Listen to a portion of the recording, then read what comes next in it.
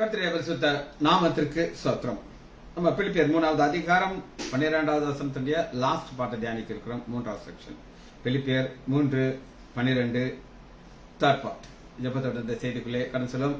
கிருபை எம்மை சூழ்ந்து கொள்ளும் தாம் கிருபை, கர்த்தரில் மகிழ்வோம் களி கூர்ந்திடுவோம் கண்டடைந்தோம் கிருபை, கர்த்தரில் மகிழ்வோம் களி கூர்ந்திடுவோம் கண்டடைந்தோம் கிருபை.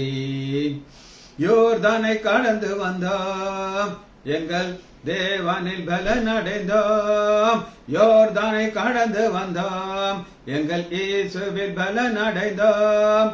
சேனையின் கர்த்தர் முன்னே நடந்தார், சோர்வின்றி காத்து கொண்டார். சேனையின் கர்த்தர் முன்னே நடந்தார், சோர்வின்றி காத்து கொண்டார்.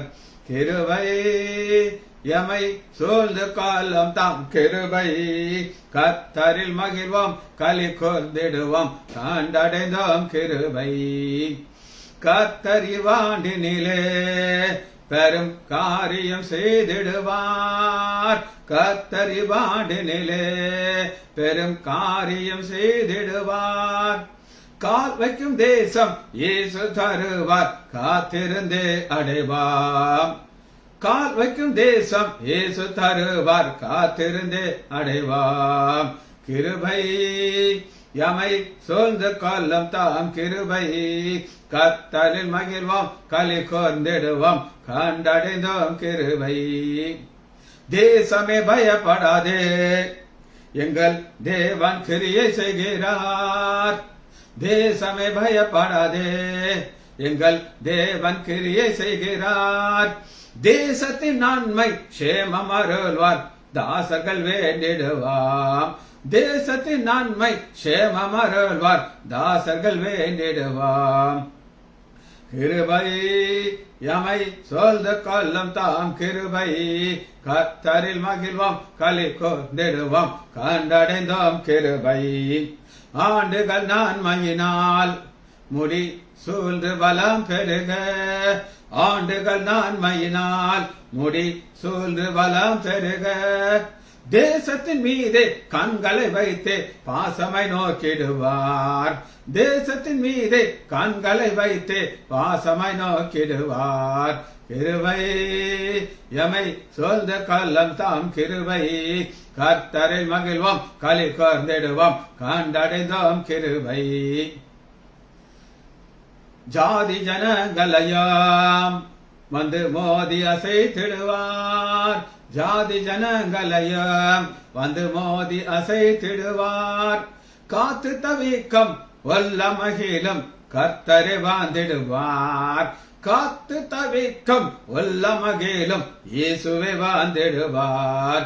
கிருபை எமை சூழ்ந்து கொள்ளும் தாம் கிருபை, கர்த்தரில் மகிழ்வோம் களி கூர்ந்திடுவோம் கண்டடைந்தோம் கிருபை. வான்மாயும் நேர்மையுமாய் இந்த ஊழியம் செய்திடுவாம், வான்மையும் நேர்மையுமாய் இந்த ஊழியம் செய்திடுவாம். தூய கற்புள்ள தேவ சபையாய் தீவிரம் சேர்ந்திடுவாம், தூய கற்புள்ள தேவ சபையாய் தீவிரம் சேர்ந்திடுவோம். இயேசுவே நாமத்தாலே ஜெபங்களை பிதாவே ஆமென். கர்த்தருடைய பரிசுத்த நாமத்திற்கு ஸ்தோத்திரம். லீலா praise the Lord, Aarogya Raj praise the Lord, Daniel brother praise the Lord. கர்த்தர் நல்லவர்.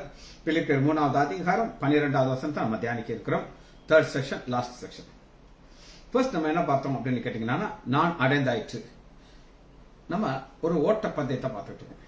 பவுல்கிட்ட போய் நீங்க கேட்கறீங்க, பவுல் உங்களுக்கு என்ன ரொம்ப பிடிக்கும், ஃபுட்பாலா கிரிக்கெட்டா? கிரிக்கெட் அந்த காலத்தில் கிடையாது, ரன்னிங் ரேஸா எனக்கு ரொம்ப பிடிக்கும் அப்படின்னு சொல்லி பவுல் சொல்லுவார்ங்கிறதுக்கு நான் நிறைய வசனங்களை காமிச்சாச்சு.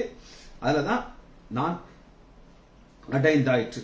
அப்ப இந்த ஓட்டத்துல நமக்கு ஒரு திருப்தி வரக்கூடாது. நான் தான் பெஸ்ட், ஜெயிச்சாச்சு, இனி என்னை அடிக்க யாருமே கிடையாது.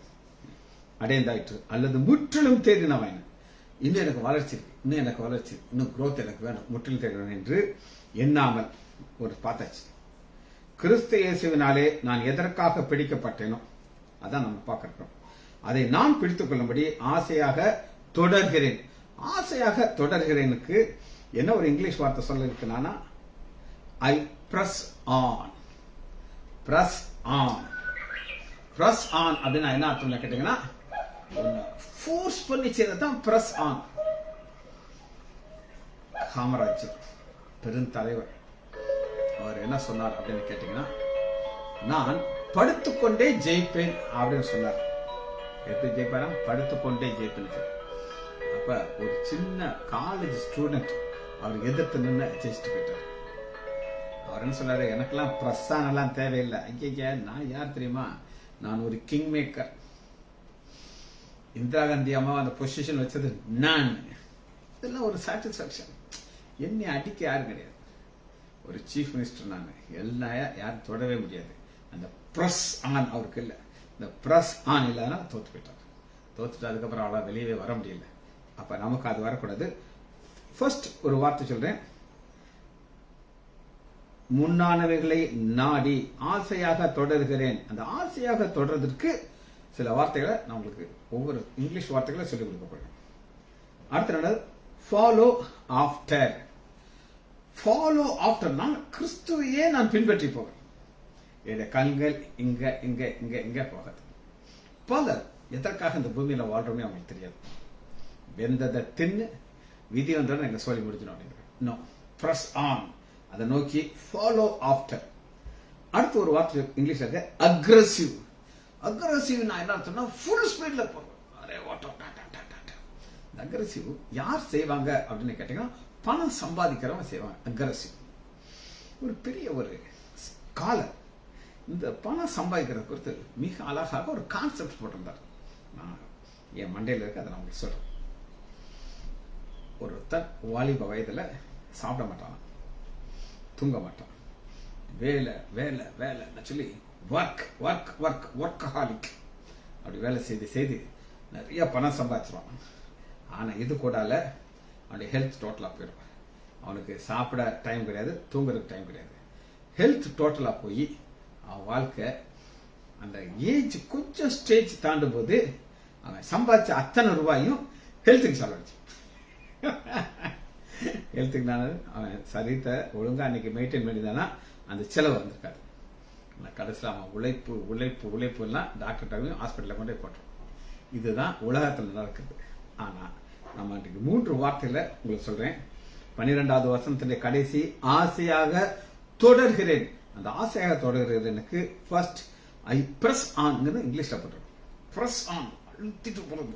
ஃபுல் ஸ்விங்ல ஒரு 100 மீட்டர் வரும்போது எப்படி ஃபுல் ஸ்போர்ட்ஸ்ல முன்னாடி போவாங்களோ அந்த மாதிரி போறோம். ரெண்டாவது அக்ரெசிவ். மூணாவதாக எனர்ஜெட்டிக். எனர்ஜெட்டிக் அப்படின்னா என்ன அர்த்தம்னா, இந்த ஃபேன் இருக்கு சுத்தாம இருக்குது, சுவிட்ச் போடுறாங்க, கரண்ட் இருக்குது, அந்த சுவிட்ச் போட்ட உடனே அதுக்கு அந்த நமக்கு ஸ்பீடு கொடுத்துருப்பாங்க. ஃபுல் ஸ்பீட்லயும் வைக்கலாம், லோ ஸ்பீட்லயும் வைக்கலாம், அது நம்ம கண்ட்ரோல்ல இருக்குது. அது போல இந்த எனர்ஜெட்டிக்ங்கிறது ஒரு எனர்ஜி வந்து அது என்ன ஃபோர்ஸ்ல அது போகும், எனர்ஜெட்டிக். இந்த எனர்ஜெட்டிக்கை நான் ரீசெண்டா ஒரு இதில் பார்த்தேன்.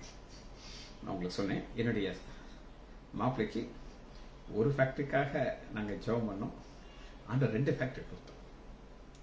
2வது ஃபேக்டரி என்ன அப்படின்னு கேட்டீங்கன்னா, சாம்பல் ஃபேக்டரி. சாம்பல் இந்த அங்கே ஒரு ஒரு பிளான்ட் இருக்கு, தெர்மல் பிளான்ட். அங்க போடுற கோல் எல்லாம் வெளியில வந்து சாம்பலா வரும். இந்த சாம்பலை இவங்க எடுக்கிறாங்க, எடுத்து ஒரு ஹைடெக் ஆஷ் அப்படின்னு ஒன்று செய்றாங்க. அதுல ஒரு ஃபில்டர் மேலேயே போகும்போது ஃபைன் பவுடர் மட்டும் அது கீழே விழுந்துருக்கு. அந்த ஃபைன் பவுடர் தான் எக்ஸ்போர்ட் பண்றாங்க. மேல கல்லு கல்லா இருக்கு, அதே சாம்பல் தான் ஆனா கல்லாயுது. இத எங்க மாப்பிள்ள என்ன செய்யறாரு அப்படின்னு கேட்டீங்கன்னா, ஒரு பெரிய ஒரு ஒரு சிலிண்டர், இந்த ரூமுக்கு ஒரு 4 மடங்கு சைஸ் இருக்கு. அதுல பெரிய பெரிய பால் இரும்பு குண்டுகளை உள்ள போட்டு வச்சிருக்காங்க. இந்த சைஸ் டிஃபரெண்ட் சைஸ்ல உள்ள கிடக்கு. இதுக்குள்ள என்ன செய்யறாங்கன்னா, அந்த கல்லா இருக்கு பாத்தீங்களா, கல்லா சேர்ந்ததை உள்ள தூக்கி போட்டாங்க. இந்த இது ரொட்டேட் ஆகுது. ரொட்டேட் ஆகும்போது இந்த கல்லும் சேர்ந்து சுத்துது. கல்லு சுத்த, இந்த பால் சுத்த சுத்த எந்தெந்த சாம்பல் கல்லு சேர்ந்துருச்சோ அது இது ஊடால சிக்கும் போது அடிச்சு பர்ஃபம் ஆகி இந்த கல்லெல்லாம் போய் பவுடர் ஆகி வெளியே இதே எக்ஸ்போர்ட் பண்ணிடுறேன். ரோட்ல யாருக்குமே தேவையில்லைன்னு கிடைக்கிற ஆஷ் சாம்பலை காசு கொடுத்து வாங்கி அதை எக்ஸ்போர்ட் பண்றாங்க. அதுக்கு என்ன தேவை? எனர்ஜெட்டிக். அந்த உள்ள போடும்போது அது சுத்துற ஸ்பீடில் அப்படி பவுடர் ஆகிடும். அதுதான் எனர்ஜெட்டிக். ஆஃப் பண்ணுங்க, கல்லெல்லாம் அப்படியே தான் இருக்கும், பாலும் அப்படிதான் இருக்கும். அதுதான் எனர்ஜெட்டிக் அப்படின்னு ஒரு காரியம். சரி, இது ஒரு ஸ்பீட். வாழ்க்கையில் நம்ம ஒரு ஓட்டத்தில் இருக்கிறோம். இந்த ஓட்டத்தில் நமக்கு சாத்தான் என்ன செய்வான்னா சோர்வின் அம்பை போட்டுரும். சோர்வின் அன்புங்கிறது என்ன அப்படின்னு கேட்டீங்கன்னா, இன்னைக்கு நம்முடைய வாழ்க்கையில ஒரு நோக்கத்தோட நம்ம ஓடிட்டு இருக்கோம். ஆனா அந்த நோக்கத்தை நிப்பாட்டுறதுக்கு அவன் என்ன செய்வான் அப்படின்னு கேட்டீங்கன்னா, 1 ராஜாக்கள் 19வது அதிகாரம் 4வது வசனம். 19:4. போதும் கர்த்தாவே. இது மாத்திரம் வரக்கூடாது. போதும் கர்த்தாவே வரக்கூடாது. இது சொன்னது சாதாரண ஆளா? எலியா. இது எலியா தான் என்ன பண்ணார்னா, வானத்திலிருந்து அக்னியை இறக்குனார். அக்னி இறக்கி இவர் தான் கடவுள், இவர் தான் கடவுளை ப்ரூவ் பண்ணார். ப்ரூவ் பண்ணி அவங்க 400 தீர்க்கதரிசியை இவரே பிடிச்சு எல்லாத்தையும் வெட்டிட்டார். அந்த அளவுக்கு ஒரு பவர். ஆனா 19வது அதிகாரத்துக்குள்ள வரும் பொழுது சோறு உள்ள வந்தது. என்னைக்கு உங்களுக்குள்ள அந்த சோறு வருதோ, இந்த ஓட்டத்துல பிரஸ் ஆன் முடியாது. தொடர்ந்து ஓடுறதுல அப்படியே தொய் வந்துடும். என்னத்தையா, நானும் தான் பைபிள் எடுக்கிறேன், நானும் தான் வாசிக்கிறேன், நானும் தான் ஜெபம் பண்றேன், ஒண்ணுமே நடக்கலையே அப்படின்னு சொல்லி ஒரு சோறு வரும். நேற்று எங்களுடைய பாஸ்டர் ஜோ டேனியல் ஒரு அழகான நடந்த சம்பவத்தை சொன்னார். எனக்கெல்லாம் அப்படி புரிஞ்சாச்சு. என்னன்றதை உங்களுக்கு சொல்றேன். நேற்று சொன்னார், ஒரு டிரைவர், கார் டிரைவர், அவர் பெஸ்ட் டிரைவர் சொல்லி சர்டிபிகேட் வாங்கியிருக்காரு. ஆக்சிடென்டே இல்லாமல் ஓட்டுவார். அவ்வளோ அழகாக ஓட்டக்கூடிய ஒரு திறமை கொடுத்தார். அவருக்கு ஜாப் இல்லை. ஸோ ஒரு ஸ்கூலில் பஸ் ஓட்டுறதுக்கு அப்ளிகேஷன் போட்டார். நிறைய பேர் வந்தாங்க, எல்லாரும் ஓட்டுறாங்க, இவரும் ஓட்டி காட்டுறாரு. இவருக்கு வேலை கிடைக்கல. ரொம்ப சோர்ந்து போயிடும். நான் சொல்லிக் கொடுத்த பயலுக்கு வேலை கிடைச்சிருக்கா? எல்லாரும் வந்த, மாஸ்டர் உங்களுக்கு கேம் பாஸ்டர் கிடைக்கல, நீங்க போய் கேட்டு பாருங்களேன், அவங்கள்ட்ட தப்பு இல்லை, இது இத்தனையோ சீக்கிரம் உங்களுக்கு கொடுக்காம விட்டாங்களான்னு கேட்டதுக்கு ஒரே வார்த்தை, வி ஆர் நாட் சாட்டிஸ்ஃபைட், அன்குவாலிஃபைடுன்னு அனுப்பிவிட்டாங்க. இன்னும் சோர்வில் போய் ஒரு 2-3 நாள் ரொம்ப அவர் சோர்வில் வந்து ஜெபம் பண்ணிட்டே இருக்கார். ஆண்டவரே, ஏன் ஆண்டவரே இப்படி நடந்துச்சுங்க? கரெக்டா 10 நாளையில் துபாயில இருந்து அவருக்கு ஒரு இன்விடேஷன் வருது. நாங்கள் ஏர்போர்ட்ல எங்க பஸ்ஸுகளை கொண்டு போய் இந்த டிஸ்டன்ஸ்ல கொண்டாந்து நிப்பாட்டுறதுக்கு நாங்கள் சர்டிபிகேட், நீங்க பிரைஸ் வாங்கினவங்களை மட்டும் நாங்கள் செலக்ட் பிரைஸ் வாங்கல மட்டும். இவர் அவர் பிரைஸ் வாங்கின பேப்பர்ஸ் எல்லாத்தையும் அனுப்புறாரு. அவருக்கு இங்கிருந்து டிக்கெட் அனுப்புறாங்க. நீங்க வந்து எங்க முன்னாடி ஒருக்கா ஓட்டி பார்த்துட்டு நீங்க இமிடியேட்டா ஜாப் எடுத்துக்கலாம் சொல்லி அவர் சர்டிபிகேட் எல்லாம் அனுப்புறாரு. போய் நின்று பஸ்ஸை ஓட்டி காட்டுறாரு. அவங்க எஸ் அப்பாயிண்டட். யோசிச்சு பாருங்க, இந்த சோர்வுல இருந்து அப்படியே அவர் சூசைட் பண்ணிருக்கலாம், அப்படித்தானே குடிக்க ஆரம்பிச்சிருக்கலாம். ஆனா அவர் அந்த சோர்வுக்குள்ள இருந்து ஜெபம் பண்ணி ஆண்டவர் ஒரு பெஸ்ட் இடத்தை அவருக்கு வச்சிருக்காரு. அதனாலதான் நிறைய நேரம் நம்ம ஜெபம் கேட்கப்படாது, சோர்வுக்குள்ள போயிடக்கூடாது. சரி, கர்த்தர் நல்லவர். வாசிப்போம். 1 ராஜாக்கள் 19வது அதிகாரம். நான் சாக வேண்டும் என்று கோரி, போதும் கர்த்தாவே, என் ஆத்மாவை எடுத்துக்கொள்ளும், நான் என் பிதாக்களை பார்க்கலாம், நான் நல்லவன் அல்ல என்று சொல்லி. இந்த இது வரும்பொழுது என்ன ஊழியம் போயிடும், அதோட நின்றுச்சு. அடுத்து என்ன நடக்குது அப்படின்னு கேட்டீங்கன்னா, 15 வசனத்துல ஆண்டவர் சொல்றாரு, நீ திரும்ப போய் ஆசகேல ராஜாவாக்கு, அதுக்கப்புறம் ஒரே ஒரு வேலை இருக்கு, உன் இடத்துக்கு வேற ஒருத்தர் வரப்போறாங்க, எலியா வேலைக்கு எலிசா வரப்போறாங்க. நீ என்ன செய்ய, கெட் அவுட், பொசிஷன் விட்டு ஓடி போயிடும். இந்த சோர்வு வந்துச்சுன்னா உங்களுடைய வாழ்க்கை அதோட ஸ்டாண்ட் ஸ்டில் ஆயிடும். சரி, இப்ப இந்த ஓடுற ஓட்டத்துல பவுல், நான் ஏற்கனவே சொன்னேன் உங்களுக்கு, அவர் வந்து எக்ஸ்பர்ட், ஓடுறதுல எக்ஸ்பர்ட். வாசிப்போம். 1 கொரிந்தியர் 9வது அதிகாரம் 24வது வசனத்துல, பந்தய சாலையில ஓடுகள் எல்லோரும் ஓடுவார்கள். நம்மளும் அப்படித்தாங்க. இந்த ஓட்டத்தை நான் புரிஞ்சுக்கிட்டேங்கிறது உங்களுக்கு ஒரு அனுபவத்தை வச்சிருக்கேன். இப்ப ஒரு பஸ் வந்துட்டு இருக்கு. இந்த பஸ்ஸுக்காக ஒருத்தர் காத்து கொண்டே இருக்காரு. எப்பயா வாட்ச பாக்குறாரு, அதை பாக்குறாரு, என்னையா எத்தனையோ பஸ் வந்து நான் போக வேண்டிய பஸ் மட்டும் வரலையே அப்படின்னு சொல்லி காத்துக்கிட்டே இருக்காரு. கடைசியில பாத்தீங்கன்னா அந்த பஸ் வந்து நிக்குது. என்ன உடனே இவங்க ஏறவங்க உள்றக்கு ட்ரை பண்ணுவாங்க.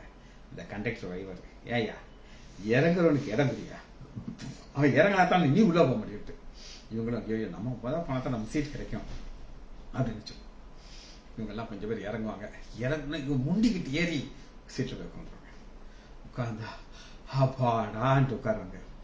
கொஞ்ச நேரத்தில் நம்ம இறங்க வேண்டிய ஸ்டாப் வரும். அப்போ நம்ம இறங்குறதுல ரொம்ப முக்கியமாக இருக்கும். ஆனால் டிரைவரும் கண்டக்டரும் அங்கேயே தான் இருப்பாங்க. அவங்க இறங்கவும் மாட்டாங்க, ஏறவும் மாட்டாங்க. இதுதான் நம்முடைய வாழ்க்கை. இப்போ இந்த பிரயாணம் அப்படியே போயிட்டே இருக்கு. இப்போ நம்மெல்லாம் நான் 1958 உள்ள வந்தாச்சு. இப்போ பஸ்ஸுக்கு உள்ளே இருக்கேன், போய்கிட்டே இருக்கேன். என்னைக்கு அந்த பஸ் நிற்கும், எனக்கு ஸ்டாப் வரும் எனக்கு தெரியாது. வரும்போது என்னை இறக்கி விட்டுருவாங்க, போதையா ஓடுறது இறங்க போறாங்க. ஆனால் அந்த கண்டக்டரும் டிரைவரும் ஆவியானவரும் பிதா குமாரன் அவங்க சொல்லுவாங்க, அந்த பஸ்ஸை ஓட்டிகிட்டு போயிட்டே இருப்பாங்க. இது நம்ம புரிந்து கொள்ளணும். அது வர நமக்கு ஒரு சோறு வரக்கூடாது. ஒரு சிலர் சோறு வந்து தூங்கிடுவாங்க. அவங்க இறங்க வேண்டிய ஸ்டாப் விட்டுட்டு கண்டக்டர் வஞ்சுதான் அனுப்புவார். அதனால தான் பந்தயத்தில் எல்லோரும் ஓடுவார்கள், ஆகிலும் ஒருவனே பந்தயத்திற்கு நீங்கள் பெற்றுக்கொள்ளத்தக்கதாக ஓடுங்கள். அப்ப அந்த பெற்றுக்கொள்ளத்தக்கதாக என்னன்னா அந்த ஃபோர்ஸ் ரன்னிங். இந்த ரன்னிங்ல வந்து கொஞ்சம் கூட சோறு வரக்கூடாது. இந்த வருஷம் வந்தாச்சு, 2025 வந்தாச்சுன்னா சொல்லி சந்தோஷம் இருக்கக்கூடாது. ஏன் இருக்கக்கூடாது, இந்த வருஷம் இப்படித்தான் இருக்கும். ஒன்றும் பெரிய வித்தியாசம் இருக்காது. நான் இப்போ உங்களுக்கு சொன்னேன் நினைக்கிறேன், ஒரு கேலண்டர் மட்டும்தான் உங்க வீட்டில் மாறுதல் இருக்கும், மற்றபடி எல்லாமே சேம். 2025 நீங்க என்னமோ நினைச்சிடாங்க, அது அப்படித்தான் இருக்கும். ஆனா நம்மளுடைய ஓட்டத்துல ஸ்பீடை மட்டும் என்ன செய்யக்கூடாது, குறையக்கூடாது. சரி, 2 கொரிந்தியர் 12வது அதிகாரம். இந்த ஓட்டத்துல நமக்கு என்ன கொடுக்கப்படுது அப்படின்னா முள். 2 கொரிந்தியர் 12வது அதிகாரம் பவுல் என்ன சொல்லுகிறார் அப்படின்னு கேட்டீங்கன்னா, எனக்கு ஒரு முள் கொடுக்கப்பட்டிருக்கிறது. ஒரு முள். இந்த முள் எதுக்காக கொடுக்கப்படுதுன்னா 2 கோணத்துல அதை பார்க்கலாங்க. ஒரு கோணத்துல எப்படி நம்ம பார்க்கலாம் அப்படின்னு கேட்டீங்கன்னா, ஆண்டவர் வந்து நீ ஓடுறப்பா கரெக்டா தான் ஓட்டுறேன், நான் உனக்குள்ள ஒரு பெருமை இருப்பாரு, அதனால நான் ஒரு முள்ளை கொடுத்துருவேன். அந்த முள்ளை உன்னை குத்திக்கிட்டே இருக்கும். இன்னொரு ஆங்கிள் அதை நீங்க பாத்தீங்கன்னா, உங்க ஸ்பீடை குறைக்கிறதுக்காக அது சாத்தானுக்கு கொடுக்கப்படுகிற முள். எப்படியாவது இந்த முள்ளு குத்தி என் ஸ்பீடை குறைச்சிடாதான்னு அவன் பார்ப்பான். அதெல்லாம் பாருங்க, 2 கொரிந்தியர் 12வது அதிகாரம் 7வது வசனம். அன்றியும் எனக்கு வெளிப்படுத்தப்பட்டிருக்கிற மேன்மை நிமித்தம் நான் நினைவு. வெளிப்படுத்தப்பட்ட மேன்மைங்கிறது என்ன அப்படின்னு நான் உங்களுக்கு சொல்றேன். நம்ம இதுல கதிரேசன் அப்படின்னு ஒரு பிரதர் இருந்தார். ரொம்ப நாளா கான்டாக்ட் இல்லை, ஏன்னா எப்பயாவது கூப்பிட்டு பேசுவார். இப்ப பேசி ரொம்ப நாளாச்சு. சரி, ஆண்டவர் அவரை பார்த்துக்கிறார். அவர் எங்கிட்ட சேர்ந்த புதுசில் அவருக்கு ஒரு வெளிப்பாடு நான் சொன்னேன். பிரதர், ஆண்டவராகி இயேசு கிறிஸ்து ரத்தம் இப்பொழுது எங்க இருக்குன்னு அப்படின்னு தெரிய மாட்டேன். எனக்கு எங்க தெரியும் அப்படின்னாரு. நான் எபிரேயர்லேருந்து வசனத்தை இருந்து காமிச்சேன். த்ரில்லாயிட்டார். ஆமாங்க, பேசுற ரத்தம் இல்லைங்க, பரவத்தில் இருக்குதுங்களே, இந்த திருச்சிலைக்கு முன்னாடியில இருக்குதுங்க அப்படின்ட்டு பயங்கர த்ரில்லாயிட்டார். இப்ப நான் நேசிக்கிற என்னுடைய ஒரு என்னை வழி நடத்தினவர் வேற யாரும் இல்லை, என்னை வழி நடத்தினவர் வந்துருந்தாரு. நான் ஓபியில் பேசின பார்த்து இவரை பிடிச்சிட்டாரு. எங்க உங்களை பத்தி கேள்விப்பட்டேன், உங்களுக்கு தெரியுமா ஆண்டவராக இயேசு ரத்தம் இப்ப எங்க இருக்கு உங்களுக்கு தெரியுமா?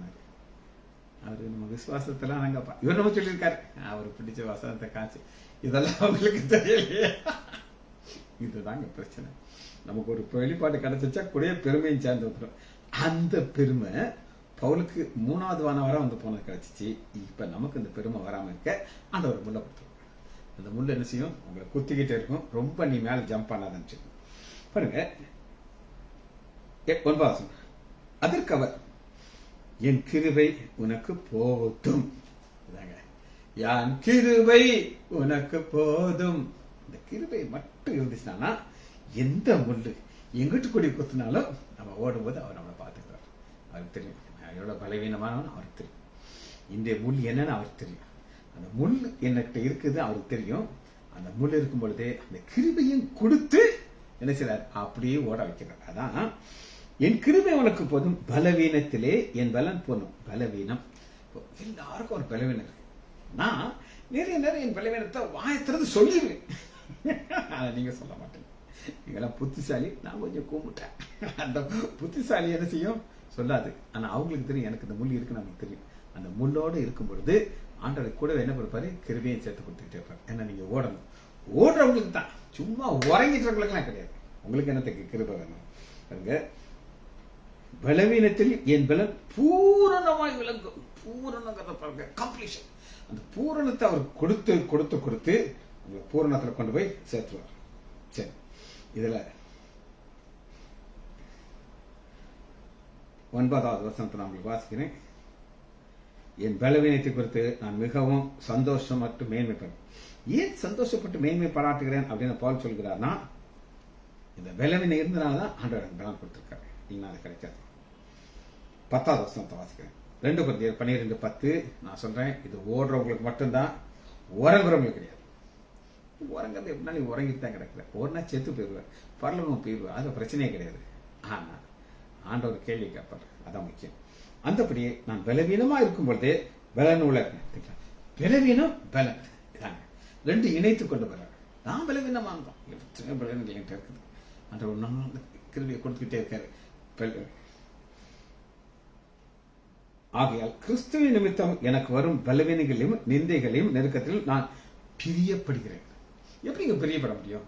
நல்லா தெரியும். இதே மாதிரி ஒரு வீக்கான பர்சனை பார்க்கவே முடியாது. இன்னைக்கும் செல்போன் நம்பர் எனக்கு தெரியாது, நான் என் போன்ல பின்னாடி எழுதி வச்சிருக்கேன். அந்த அளவுக்கு மெமரி கம்மி. ஆனா வசனத்தை சொல்ல ஆண்டவர் கிருபையை கொடுக்கிறார்.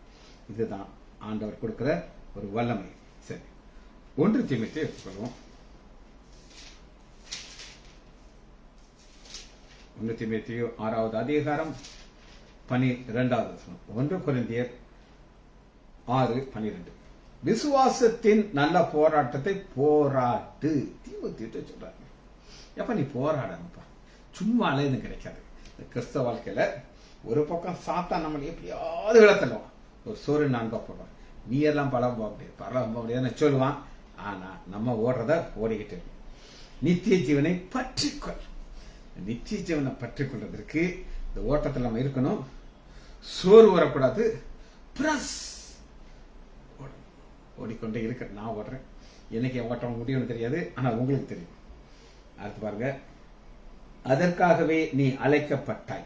அழைப்பு கொடுத்தாரு. ஏன் அழைப்பு கொடுத்தாரு சொல்லுங்க? உலகத்துல கோடான கோடி மக்கள் இருக்காங்க, ஆனா அவங்களுக்கெல்லாம் அந்த அழைப்பு கிடையாது. உங்களுக்கும் எனக்கும் இந்த அழைப்பு இருக்கு. இதற்காக இதுவரை நம்ம ஓடணும் அப்படின்னு கேட்டீங்கன்னா 13வது வசனம். நம்முடைய கர்த்தராகிய இயேசு கிறிஸ்துவின் பிரசன்னமாகும் வாரை. அவர் வருவார். வருவாரா? எஸ், வருவார். ஒரு முறை வந்தவர் தான் சொல்லுகிறாரு, மறுபடியும் வருகிறார். அவர் வந்தனால இந்த உலகம் 2ஆ பிரிக்கப்பட்டது. கிமு கிபி இந்த உலகத்துல பிரித்தவர் தான் 2வது வருவேங்கிறார். பிரசன்னமாக நீ இந்த கற்பனைகளை மாசு இல்லாமலும் கை கொள்ளணும். இதை கை கொண்டா தான் ஆண்டவர் உங்களுக்கு ஆசீர்வாதத்தை கொடுப்பார். சரி, இந்த கிறிஸ்தவ பாதையில என்ன இருக்கும் அப்படின்னு கேட்டீங்கன்னா, என்னெல்லாம் இந்த கிறிஸ்தவ பாதையில இருக்குங்கிற டிஃபிகல்ட்டிஸ் சொல்றேன். ஏன்னா இந்த டிஃபிகல்ட்டிஸ் அவங்க தெரிஞ்சுக்கணும். இல்லை எனக்கெல்லாம் தெரியாது நீங்க சொல்லக்கூடாது. ஓடுறோமோ 1 தெசலோனிக்கேயர் எடுத்துக்கொள்வோம்.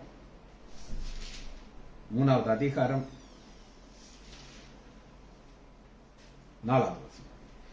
நமக்கு உபத்திரவம் வரும் என்று நாங்கள் உங்களிடத்திலே இருக்கும் போதே உங்களுக்கு முன் அறிவித்தோம். உபத்திரவம், உபத்திரவம் எதுக்காக கொடுக்கிறார் ஆண்டவர்னா, உனக்கு கிருபையை கிடைக்கிறது. ஒவ்வொரு உபத்திரம் வரும்போது பின்னாடி ஆண்டவர் கிருபையை கொடுத்துக்கிட்டே இருப்பாங்க. இந்த கிருபையை கொடுக்க கொடுக்க கொடுக்க இந்த உபத்திரவத்துக்காக நம்ம ஆண்டவருக்கு நன்றி சொல்லுவோம்.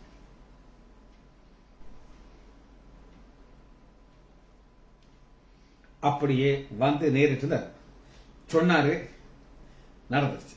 இதுதான் நம்முடைய ஆண்டவர் ஆகிய சொல்றாரு. இதெல்லாம் பிரச்சனை வரும், அடிப்பாங்க. நடந்துச்சா? எஸ், நடக்குது. 2வது, இந்த பாதையில என்ன ஸ்ட்ரகிள் வரும் அப்படின்னு கேட்டீங்க. 2 தீமோத்தேயு 1வது அதிகாரம் 8வது வசனம். 2 தீமோத்தேயு 1:8. ஆகையால் நம்முடைய கர்த்தரை பற்றி சாட்சி குறித்தாவது அவர் நிமித்தம் கட்டப்பட்டிருக்கிற எண்ணெய் குறித்து. அவர் நிமித்தம் கட்டப்படும். இந்த கட்டப்படுறதுன்னா ஜெயில. பிலிப்பில் நம்ம தான் நான் உங்களுக்கு எல்லாம் சொல்லி கொடுத்துருக்கேன். இந்த கட்டப்பட்ட நிமித்தம் நீ வெட்கப்படாமல் தேவனுடைய வல்லமைகள் சுவிசேஷத்தை என்னோட கூட நீ தீங்கு அனுப்பி. எனக்கு பிரச்சனை தான் உனக்கு வரும். எனக்கு என்னெல்லாம் ஆசீர்வாதம் வந்திருக்கோ ஆண்டவர் உங்களுக்கும் கொடுப்பார். அல்ல சந்தேகம் இல்லை. அப்படி ஆண்டவர் பட்சபாதம் இல்லாதவர். ஒரு சிலருக்கு சீக்கிரத்தை கொடுப்பார், ஒரு சிலருக்கு லேட்டாக கொடுப்பார். யார் யாரெல்லாம் நல்லா ஸ்பீடா ஓடுறீங்களோ அவங்களுக்கு அதை சீக்கிரம் பெற்றுக்கொள்ளலாம்.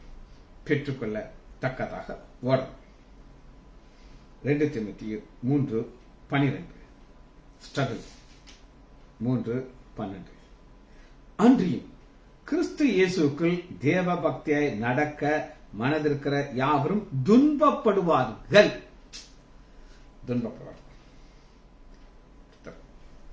சிஎஸ்ஐ டயசிஸ், மதுரை டிஎஸ்எஸ், இந்த டயசிஸ்ல ஒரு பாப்புலரான ஒருத்தருடைய பெயர் சொல்ல விரும்பவில்லை. அவரை மாதிரி சொத்தை சேர்த்தவங்கள யாரும் பார்க்க முடியாது. அவ்வளோ ப்ராப்பர்ட்டி சேர்த்தார். சேர்த்து சேர்த்து சேர்த்து சேர்த்து கடைசியில் அவர் கல்கட்டா போனார். கல்கட்டா போனவர்னா கொரோனா நோய், கொரோனா இல்லை, இந்த ஜாயிண்ட் பெயின் வந்துருச்சு. சிக்கன் நார்மல் வச்சு பேர் மாதிரி சிக்கன் குனியா நோய் அவருக்கு வந்துச்சு. கோடிக்கணக்காக சொத்து. அப்போ அவர் சொன்னாங்க, உங்களுக்கு ஒரு குளிர் பிரதேசத்துக்கு போனால் நல்லா இருக்குன்னு சொன்னாங்க. கொடைக்கானல் போனார், அங்கேயே இறந்துட்டார். இப்போ நல்லா கேட்டுப்பாங்க, கிறிஸ்து இயேசுக்குள்ள தேவ பக்தியா 2 தீமோத்தேயு 3:12 கிறிஸ்து இயேசுக்குள் தேவ பக்தியாய் நடக்கவர்கள் யாவரும் துன்பப்படுறாரு. இவருக்கு துன்பம், இவர் கிறிஸ்தவர், டாப் போஸ்ட்ல இருக்காரு, ஆனா துன்பம் அவருக்கு கிடையாது. இது பாதை. இதுல ஆண்டவர் நம்மகிட்ட எதிர்பார்க்கறதுனா மேக்சிமம் ஃபோர்ஸ். அதான் மேக்சிமம் ஃபோர்ஸ் நம்ம யூஸ் பண்ணுவோம். அந்த மேக்சிமம் ஃபோர்ஸ் யூஸ் பண்ணதை சரி, இதுல 2வது செக்ஷனை பார்த்து நம்ம அந்த செய்தியை முடிக்க போயிடும். உங்களுக்கு ஃபுல்லா நான் வாசிச்சதுல 2வது பாட்டை நான் உங்களுக்கு சொல்ல போறேன். பிலிப்பியர் 3வது அதிகாரம் 12வது வசனம். நான் அடைந்தாயிற்று அல்லது தெரியும், கிறிஸ்து இயேசுவினால் நான் எதற்காக பிடிக்கப்பட்டேனோ அதை நான். ஆண்டவர் ஒரு நோக்கம் இல்லாம ஒருத்தர் பிடிக்க மாட்டார். பவுல எதற்காக எப்படி பிடித்தார் அப்படின்னு கேட்டீங்கன்னா, அப்போஸ்தலர் 9வது அதிகாரம் 2வது வசனம். எங்க பிடித்தார்? தமஸ்கு வீதியில பிடிச்சார். பிடிச்சு எதற்காக, நோக்கம் என்னன்னு கேட்டீங்கன்னா 15 எதற்காக அவர் பிடித்தார்? இதற்காக பிடித்தார். அதற்கு கருத்து நீ போ. அவன் யாரு? சவுல். பவுலா மாத்துறாரு. புறஜாதியா இருக்கு, யூதர்களுக்கு கிடையாது. யூதர்களுக்காக பேதுரு அனுப்பிட்டார். நீ புறஜாதியார்ட்ட போ. புறஜாதியருக்கும் ராஜாக்களுக்கும் இஸ்ரவேலின் புத்திரர்களுக்கும் அதை யூதர்களுக்கும் என்னுடைய நாமத்தை அறிவிக்க நான் தெரிந்து கொண்ட பாத்திரம். பலர் அவன் என்னுடைய நாமத்தின் மித்தம் எவ்வளவு பாடுபட விட நான் அவனுக்கு பாதி கஷ்டமான பாதி. நான் போறது சந்தோஷமா கண்டுகிட்டே மாட்டேன். ஜாலியா போவார். அடிக்கடியா நான் ஒரு காலத்தில் அடிச்சிருக்கேன், எனக்கு பிரச்சனை இல்லை, அடி வாங்குறது பிரச்சனை இல்லை. அதனால அவர் என்ன செய்தார் அப்படின்னு கேட்டீங்கன்னா 20வது வசனம். தாமதமின்றி, லேட்டே கிடையாது. கிறிஸ்து தேவனுடைய குமார் என்று ஆலயங்களே கிறிஸ்து தேவனுடைய, இதுதான் நோக்கம். என்ன பிரசங்கம் பண்ணணும்? நான் யார் தெரியுமா? எங்க ஊழியத்தை பத்தி உங்களுக்கு தெரியுமா? நான் டான்ஸ் ஆடி கட்டேட்டா, நான் ஒரு சொந்த மொழியில பாட்டு பாடுவேன், அது எங்க மொழி. இப்படி சொல்றது கிடையாது. கிறிஸ்து தேவகுமார், இவ்வளவுதான். இந்த மேட்டர் தான். அவரு இப்படி சொன்னவங்களை தான் அடிச்சாரு. இவர் என்ன செய்தாரு சொல்றேன். இதான் எதற்காக பிடித்தாரோ அதை நான் பிடித்துக் கொள்ள முடியும். பிலிப்பியர் 3:10. எதற்காக? இதற்காக இப்படி நான் அவரை அப்படி உயிர்த்தெழுவன் எப்படியாகிலும் மரித்தெழுந்து உயிரோடும். நான் மறிப்பேன். கிறிஸ்து உயிர்த்தெழுந்தார், நான் உயிர்த்தேன். இதுதான் என்னுடைய நோக்கம். ஒண்ணு கிறிஸ்து தேவகுமார் அறிவிக்கணும், அது மற்றவர்களுக்கு. எனக்கு என்ன? நான் மரித்தெழுந்து உயிரோட வரணும். கடைசியாக ஒரு வசனத்தை வாசி இதை முடிக்க போகிறோம். எடுத்துக்கொள்ளலாம். 2 கொரிந்தியர் 2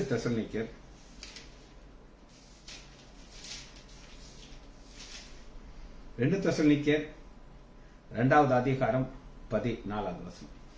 இதுதான் ஓடுறோம், ஓடிக்கிட்டே இருக்கும். மேக்சிமம் ஃபோர்ஸ்ல போறோம். எதற்காக? ஆகையால் சகோதரர்களே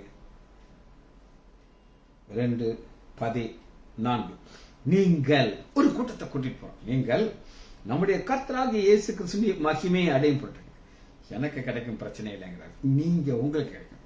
நான் ஓடுறேன், நான் ஓடும்போது நீங்களும் ஓடுறோம். நான் என்னையோட நீங்க ஸ்பீடா ஓடணும். அப்பதான் அந்த மகிமையை நீங்க பெற்றுக்கொள்ள முடியும். மகிமையை அடையும் பொருட்டாக எங்கள் சுவிசேஷத்தினாலே அந்த ரட்சிப்பு அவர் உங்களை அழைத்தார். நம்ம போகும்போது தனியா போகக்கூடாது, ஒரு கூட்டத்தார் தான் போச்சார். ஜெபிச்சு முடிப்போமா. மகா இரக்கமும் கிருபையுமுள்ள பிதாவே, உம்மை துதிக்கிறோம் ஐயா. பரிசுத்த பவுல் எதற்காக பிடிக்கப்பட்டாரோ அதை அவர் பிடித்துக் கொள்ள ஓடினார் ஐயா. அந்த ஓட்டத்தோடு ஓட எங்களுக்கு கிருபை தாராங்க. பிள்ளைகள் ஒவ்வொருவரையும் என் ஆண்டவராகிய இயேசு கிறிஸ்துவின் நாமத்தினாலே ஆசீர்வதிக்கிறேன். இயேசுவின் நாமத்தினாலே ஜெபங்களை பிதாவே. ஆமென், ஆமென், ஆமென்.